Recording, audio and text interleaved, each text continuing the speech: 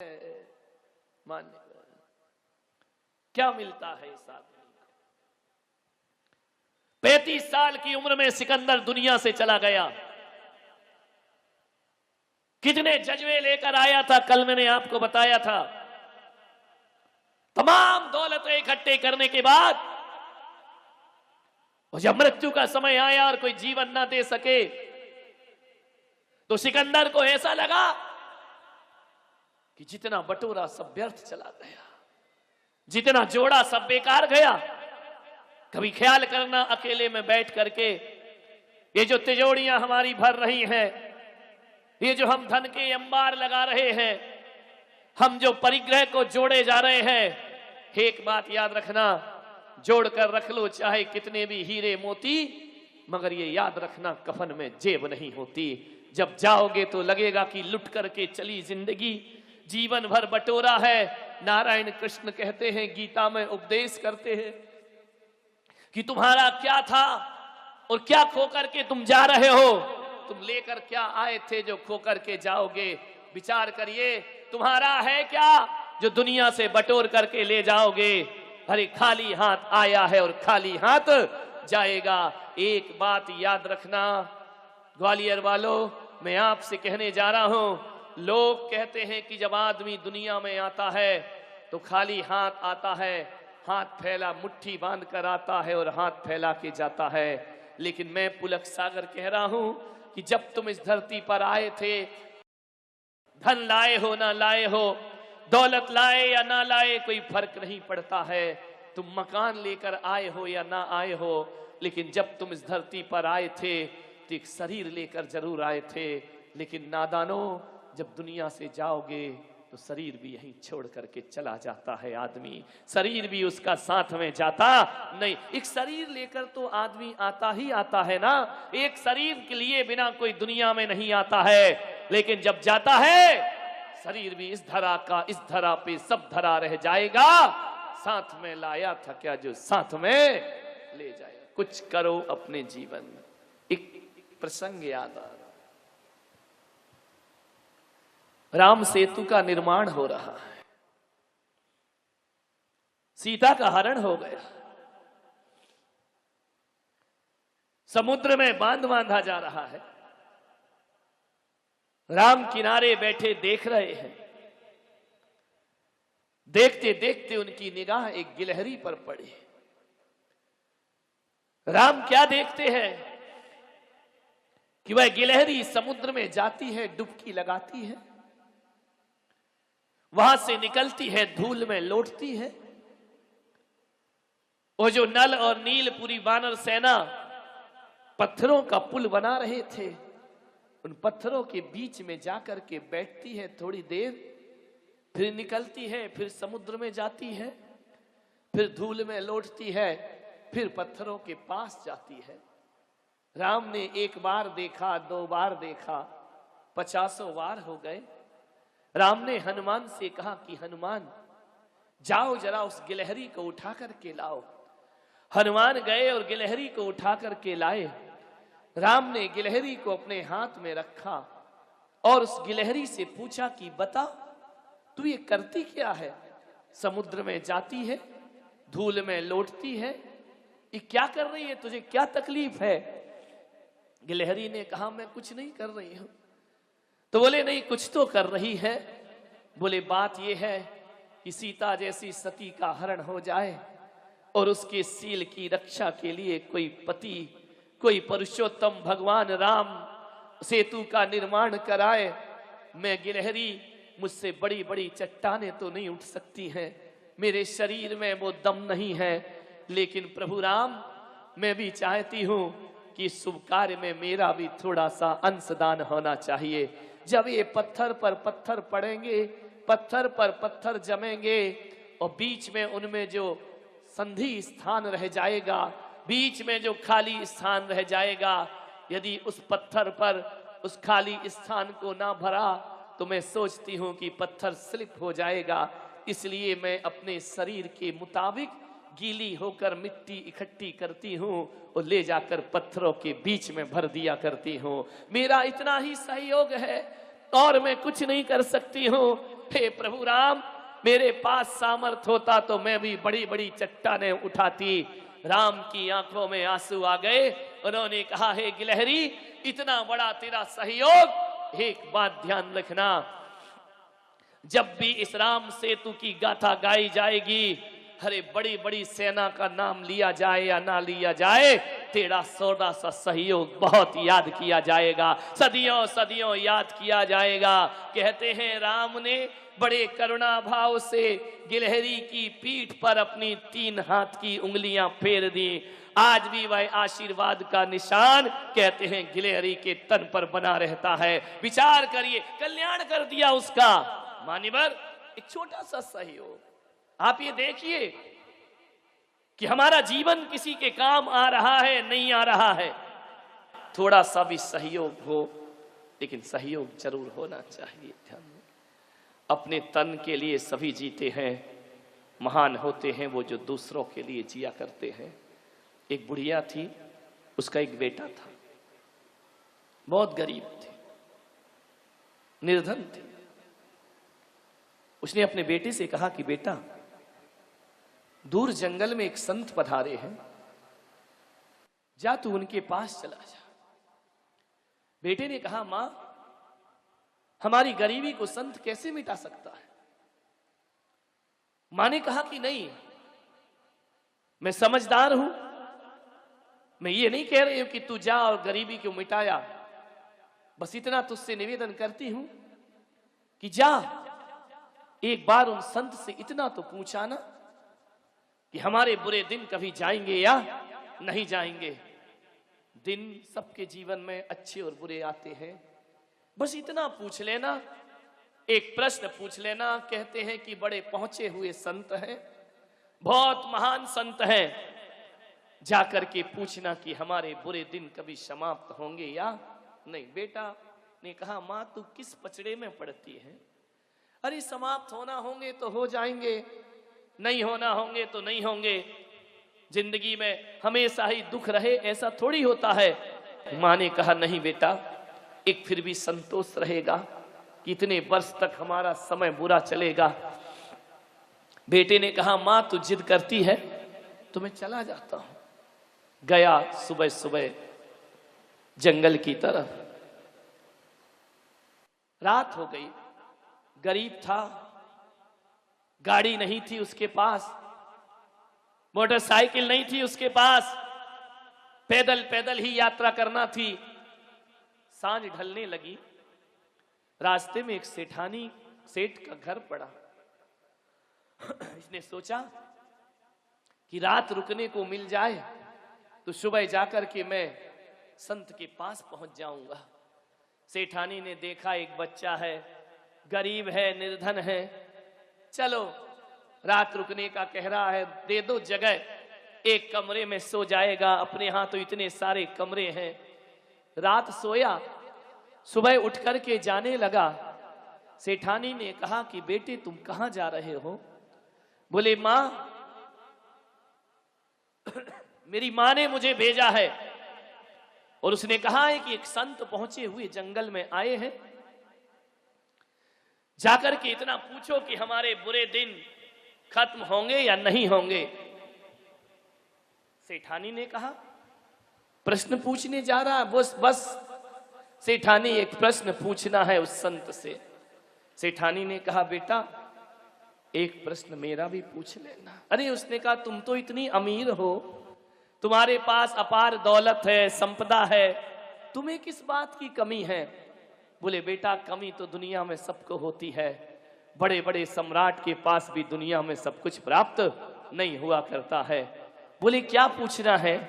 बोले, बस जाकर के इतना पूछ लेना कि मेरी एक बेटी है, इकलौती बेटी, जो बोलती नहीं है, गूंगी है, उससे पूछना संत से कि बेटी की कभी जुबान वापस आएगी या नहीं, और मेरी बेटी की शादी होगी या नहीं होगी। उसने कहा, ठीक है, रात भर जिसने मुझे रुकने को जगह दी है, एक प्रश्न उसका पूछ लूंगा, मेरा क्या बिगड़ जाएगा।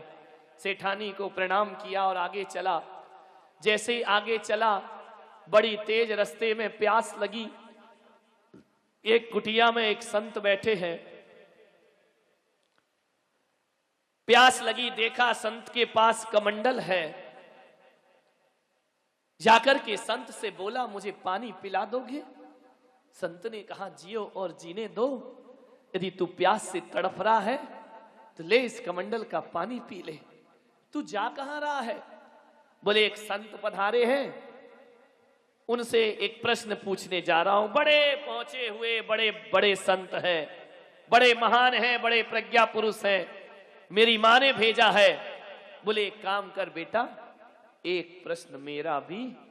उसने कहा, धत तेरे की, साधु तो ग्रस्त, साधु की भी समस्याएं खड़ी हैं, समस्या तो हर जगह हुआ करती है।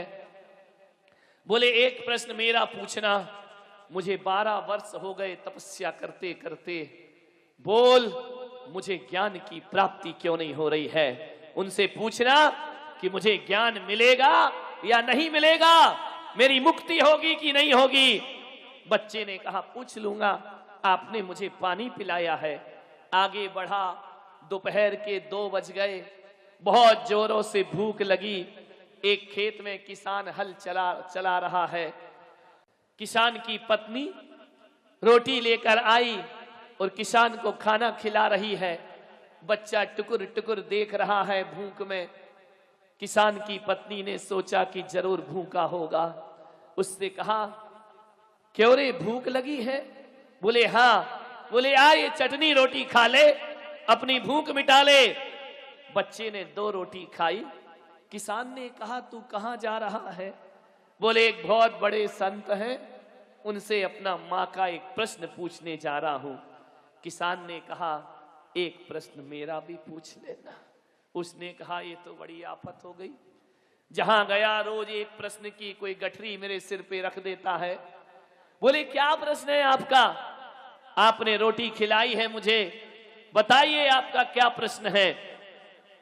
उसने कहा कि बस इतना पूछना, मैं मेहनत बहुत करता हूं, फसल उगाता हूं, पर उसके अनुसार मुझे लाभ प्राप्त नहीं होता है। क्या वजह है कि मेरे खेत में खड़े हुए इन पेड़ों में फल नहीं आते हैं? क्या वजह है कि मेरी फसलें बड़ी नहीं होती हैं?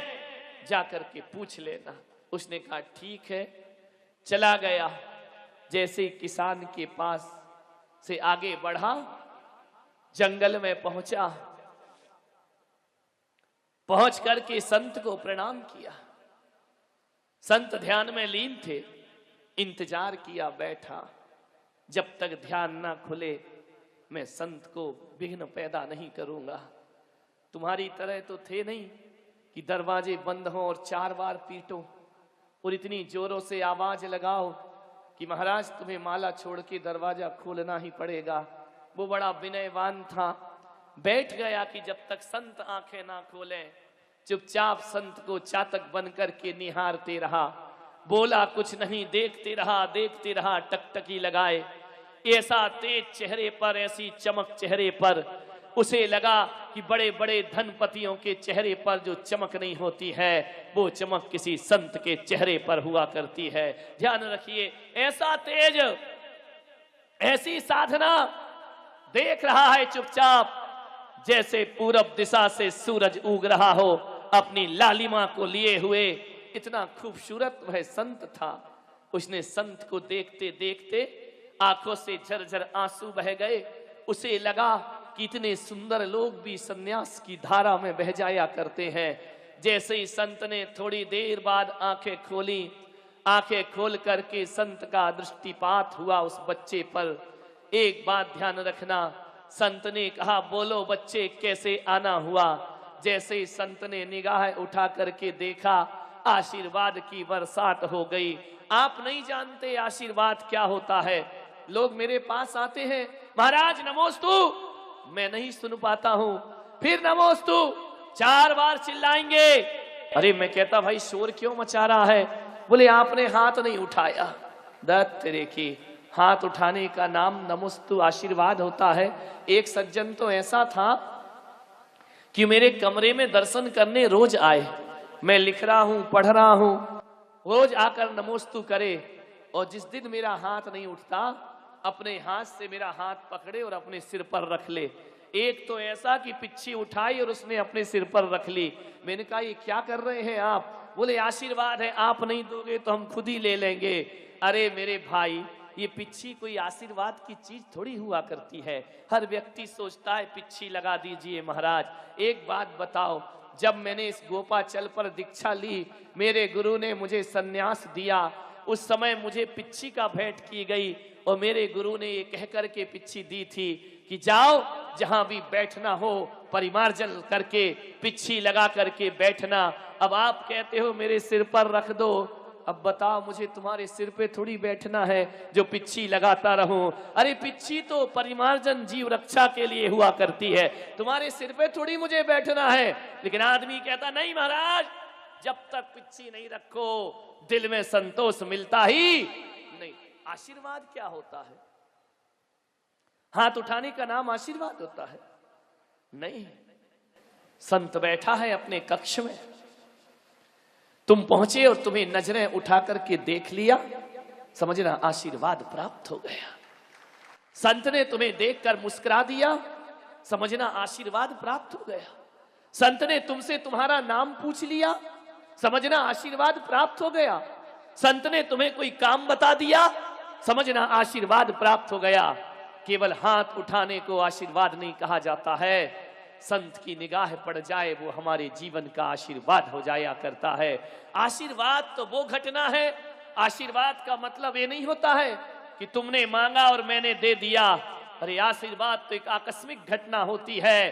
अरे कब संत ने दे दिया ये संत को भी नहीं पता, और तुम्हें कब मिल गया ये तुम्हें भी नहीं पता। वो आशीर्वाद हुआ करता है।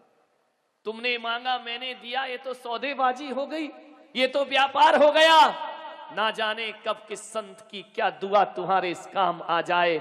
आपसे निवेदन कर रहा हूं ग्वालियर वालों, अरे कोई भी संत आ जाए, कैसा भी संत आ जाए, अपना शीश उन संतों के चरणों में रख देना।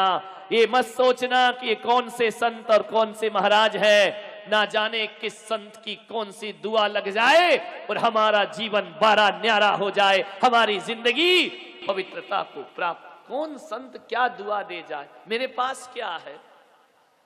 कुछ नहीं है। ये भागे भागे लोग क्यों आते हैं?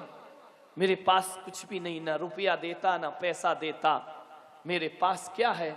हम फकीरों से जो चाहो वो दुआ ले जाए, हम फकीरों से जो चाहे वो दुआ ले जाए, वरना ना जाने कहां हमको हवा ले जाए। तुमको देने के लिए कुछ भी नहीं पास मेरे, जिसका जी चाहे वो जीने की अदा ले जाए।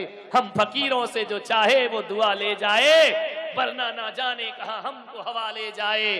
रात भर दिल के दीवारों, रात भर दिल के किवाड़ों को खुला रखता हूं, रात भर दिल के किवाड़ों को खुला रखता हूं, और जिसका जी चाहे वो आकर के बुला ले जाए। हम फकीरों से जो चाहे वो दुआ ले जाए, वरना ना जाने कहां हमको हवा। हमारा कोई ठौर ठिकाना नहीं है। संतों से मत पूछो ठिकाना उनके रहने का, जहां आसन जमा बैठे वही है आसिया उनका, ध्यान रखिए। संत की नजर पड़ी,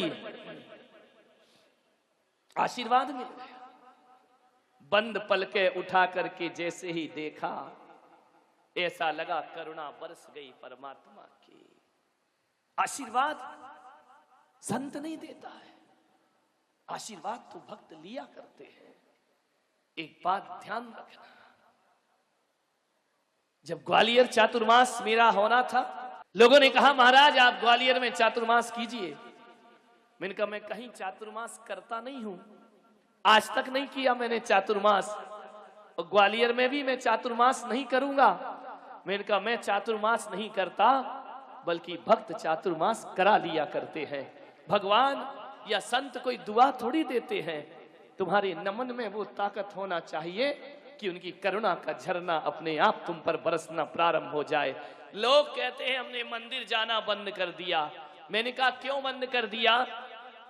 उसने कहा कि अब मंदिरों में चमत्कार नहीं बचे हैं, अब मंदिर में बरसों से पूजा कर रहे हैं, कुछ घटता ही नहीं है, कुछ चमत्कार ही नहीं होता है, हमने नमोकार जपना बंद कर दिया। मैंने कहा एक बात ध्यान रखना, नमोकार में या मंदिर की पूजाओं में कोई चमत्कार नहीं हुआ करता है, कोई मूर्ति चमत्कारी नहीं होती है। जो लोग कहते हैं ये मूर्ति बड़ी चमत्कारी है, नादान हुआ करते हैं वो लोग। पत्थर की मूर्ति कभी चमत्कार नहीं हुआ करते हैं। एक बात याद रखिए कि मूर्तियों में और मंदिरों में और संतों में कोई चमत्कार नहीं होते। चमत्कार तो आदमी के नमस्कार में हुआ करते हैं। आपके नमस्कार में वो ताकत होना चाहिए कि पत्थर का एक टुकड़ा फटे और चंदा प्रभु भगवान प्रकट हो जाना चाहिए। ध्यान रखिए, अपने नमस्कार में ताकत पैदा करो। कोई संत ऐसा नहीं है जो तुम्हें आशीर्वाद ना दे, बस झुकने में अंतर है। थोड़ा सा झुक जाओ दिल से। संत ने कहा, बेटे कैसे पधारे इतनी सी उम्र में मेरे पास? बोले, संत जी कुछ प्रश्न लेकर आया हूं। क्या प्रश्न लाए हो? इतनी सी उम्र और प्रश्न लेकर आए हो? प्रश्न मेरे नहीं है तो किसके लाए हो? मैं अपनी मां का प्रश्न लाया हूं। उसने ही मुझे यहां भेजा है। संत ने कहा, एक बात याद रखना बेटा, तुम ध्यान खोलते ही मेरे सामने आए हो।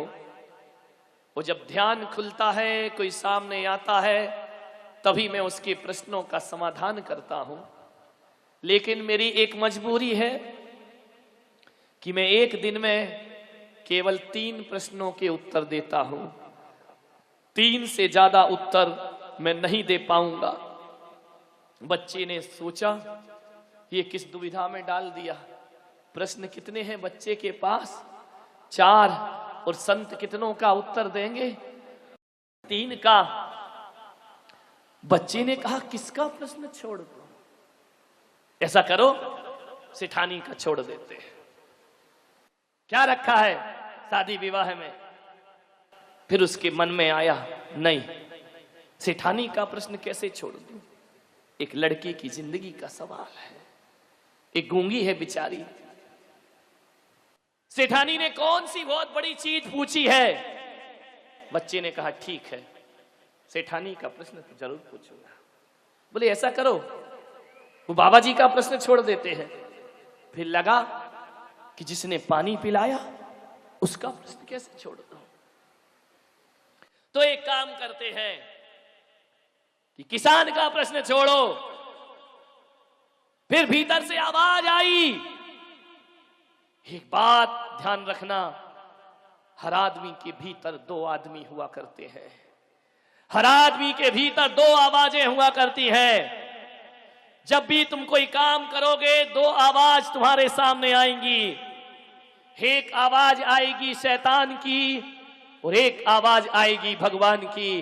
और जब भी कोई गलत आदमी काम करता है, गलत काम करता है, एक बार उसे भगवान की आवाज जरूर रोका करती है। भगवान की आवाज कहती है ये गलत है। लेकिन फर्क इतना होता है कि शैतान की आवाज तुरंत आ जाती है और वह शैतान आत्मा कहती है, डरता काहे को है? तू अकेला थोड़ी कर रहा है, सारी दुनिया में बेईमानी चल रही है, सब तो करते हैं, कौन सा मैं अकेला कर रहा हूं? ये शैतान की आवाज। एक बात संभल करके जीना, भगवान की आवाज केवल एक बार आएगी और शैतान की आवाज 50 बार आएगी। और यदि आपने एक बार की बात को नजरअंदाज कर दिया तो जिंदगी को बर्बाद होने में फिर ज्यादा देर नहीं लगा करती। आएगी, भीतर से आवाज तो आती है। ऐसा कोई नहीं होगा दुनिया में गलत काम करो और भीतर से आवाज ना आए कि ये गलत है। पहली आवाज को जरूर सुना करो। ये सूत्र है जीवन का। नेकी की आवाज को जरूर सुना करो। उस बच्चे के भीतर से आवाज आई कि किसान का प्रश्न कैसे छोड़ दूं? खेत जोतता, फसल उगाता, तब सबको भोजन मिल पाता। भूखी मर जाएगी दुनिया यदि किसान का शोषण हो गया। यदि किसान ना होगा तो दुनिया खाएगी क्या? ध्यान रखना, इस देश की असली ताकत आप और हम नहीं है। इस देश की असली ताकत यदि कोई है तो किसान और सीमा पे खड़ा हुआ जवान इस देश की असली ताकत हुआ करते हैं।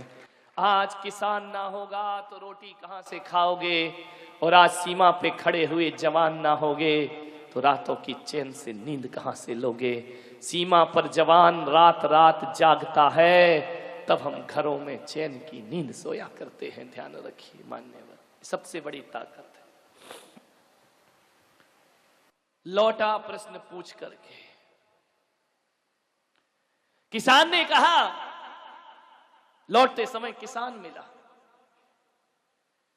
कि ओ भाई मेरा प्रश्न पूछा। बोले हां किसान जी पूछा। बोले संत ने क्या बताया? बोले संत ने कहा कि तेरी खेती में, तेरे खेत में फसल इसलिए नहीं आती क्योंकि इसलिए तेरे पेड़ों में फल नहीं आते कि उन पेड़ों के नीचे सोने की असरफियों से भरे हुए घड़े दबे हुए हैं, और पेड़ों की जड़ उनसे नीचे नहीं जा पाती है, इसलिए उनका विकास नहीं होता और फल नहीं आते। तो उन सोने के कलश को निकाल ले, तेरे यहां पेड़ों में फल ही फल होंगे और फसल ही फसल होगी। किसान ने कहा पूरी जिंदगी बिता दी और मुझे ये पता नहीं, खुदाई की गई लखनऊ के पास जैसी खुदाई नहीं कि बाबा ने कहा धन निकलेगा और पूरी सरकारें लग गई खोदने में, मिला क्या नतीजा? ठन ठन गोपाल। ध्यान रखिए, खुदाई हुई, सोने के घड़े निकले। किसान ने देखा, आंखें फटी की फटी रह गई। किसान ने कहा एक काम कर बेटा, अभी सोने के घड़े में तुझे दिया करता हूं। उसने कहा मुझे नहीं चाहिए, ये आपके खेत में निकले हैं, इनका मालिकाना हक आपका है, मैं क्या करूंगा इन घड़े का। बोले बेटा यदि मेरे भाग्य में होता तो बहुत पहले निकल आते, तूने बताया तेरे भाग्य में है, और ये सोने की असरफियां तो बेटे खत्म हो जाएंगी, लेकिन मेरे खेत उपजाऊ हो जाए, इससे बड़ा सोना मेरे जीवन में कोई दूसरा नहीं हुआ करता है। ये सोने कितने दिन चलेगी असरफी, खेत सही रहेगा तो सोना ही सोना उगलेगा। कहते हैं सोने के कलश घड़े भरे हुए उसको बैलगाड़ी में रख करके विदा कर दिया। जैसे ही विदा किया आगे पहुंचा, कौन पुरुषोत्तम क्या बोल रहे हो? विकास हम वहां होते तो बैलगाड़ियां अपने घर में उतर रही होती। ध्यान रखिए। संत के कुटिया में पहुंचा, संत ने कहा मेरा प्रश्न पूछा। बोले हाँ पूछा। पारलौकिक प्रश्न था आपका, आध्यात्मिक प्रश्न था। संत ने बताया कि तुझे ज्ञान की प्राप्ति जरूर होगी। कब होगी? 12 वर्ष तो हो गए, आज तक नहीं हुई। बोले जो जटा में तू एक मणि छिपा के बैठा है ना, तेरा ध्यान बार बार उस मणि पर जाता है, और मणि पे ध्यान जाता है, इसलिए ईश्वर से ध्यान नहीं लग सकता है। पागल, या तो पदार्थ को छोड़ या परमात्मा को छोड़। उसने कहा यार इसे पता कैसे चला कि मेरी जटाओं में मणि रखी हुई है? उसने जटाएं खोली और मणि निकाली और कहा कि ले बेटा, आज से मणि मैं तुझे प्रदान करता हूं, क्योंकि इस मणि ने मुझे परमात्मा में बाधा डाली। इस मणि का मैं क्या करूंगा? उसे मणि दे दी। लौट करके आगे बढ़ा, सेठानी के पास पहुंचा। सेठानी ने कहा मेरे प्रश्न का क्या हुआ? बोले संत ने कहा है तेरी बेटी जरूर बोलेगी। जरूर बोलेगी? कब बोलेगी? बोले बोलेगी और इसकी शादी भी होगी, लेकिन जिस लड़के के सामने ये बोलेगी वही इसका पति होगा, उसी के साथ इसकी शादी। ऐसे ताली बजा रहे जैसे तुम्हारी हो रही हो। ध्यान रखिए, कितने खुश हो जाते हो शादी के नाम से। बुढ़ापे में भी ताली बज रही, मजा आ गया। कौन कहता है बुढ़ापे में इश्क का हक नहीं होता? अरे हक तो होता है, इन पर किसी को शक नहीं होता। प्रवृत्तियां बता देती है आदमी की। जैसे ही बता रहा था, भीतर से लड़की दौड़ी दौड़ी आई। उसकी दृष्टि लड़के पर पड़ी और उसने अपनी मां की तरफ देखा, जोर से आवाज लगाई कि मां। अरे मां ने देखा कि मेरी बेटी बोलने लगी।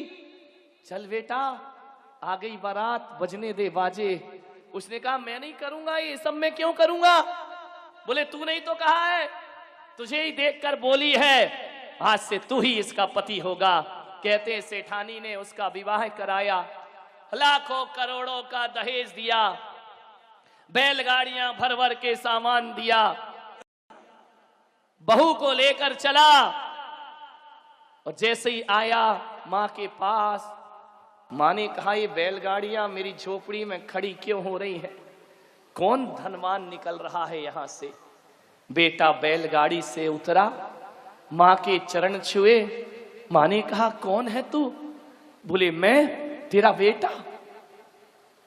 पागल है क्या तू? ये सब क्या है?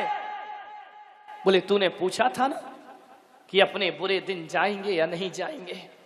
तो बोले संत ने क्या कहा? बोले मां मुझे माफ कर, मैंने सबके प्रश्न पूछे पर तेरा प्रश्न नहीं पूछा। अरे भेजा तो मैं नहीं था। बोले मां मैंने देखा कि तेरा प्रश्न पूछता तो शायद ये सब मुझे प्राप्त नहीं होता। अरे जो दूसरों के लिए जिया करते हैं उन्हें दुनिया की तमाम दौलत अपने आप प्राप्त हो जाया करती है। मां मैंने तेरा प्रश्न छोड़ के सबके प्रश्न पूछ लिए। क्या हुआ बेटा, समझ नहीं आ रहा है? बोले मां बस यही है कि मैंने अपना स्वार्थ छोड़ दिया। अरे अपने लिए दुनिया में सब जीते हैं, महानता तो तभी है जब इस समय को हम दूसरों की सेवा और कृपा में लगा दें। मदर टेरेसा जैसी आदर्श महिला कोढ़ियों की बस्तियों में जा जा करके कोढ़ अपने हाथ से पहुंचती रही, मवाद पहुंचती रही। केवल चीटी बचाने को धर्म नहीं कहते हैं, ध्यान रखना। 80 साल की उम्र में भी मदर टेरेसा जीवन में वो काम करके जाती है कि आने वाले सदियों सदियों के लिए इतिहास में उसका नाम अमर हो जाया करता है। आपसे मैं कह रहा हूं कि घर में खाली मत बैठिए, कुछ ना कुछ करते रहिए, समय को बर्बाद मत करिए। केवल ख्वाब देखने में समय मत लगाओ, लंबी लंबी 1000 बातें सोचने में समय मत लगाओ। अरे छोटा सा भी एक काम करो तो जीवन सार्थक और सफल हो जाया करता है। क्या करते हैं अपने जीवन में?